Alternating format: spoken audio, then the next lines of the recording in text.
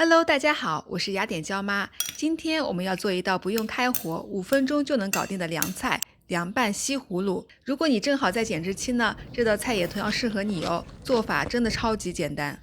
我们取一根西葫芦，然后用刨刀呢连皮带肉把西葫芦刨成丝，像这样子。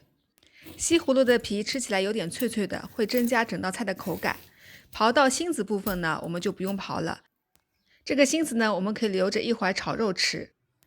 刨好的西葫芦丝呢，我们先放在一个大碗里面装好。接着我们来调一碗酱汁，我们在小碗里面加入1勺熟白芝麻，然后是1勺辣椒粉，还有1勺提味用的蒜末。接着加入2勺生抽，可以提味用。然后加入3勺陈醋，如果陈醋没有呢，可以用其他的醋来代替。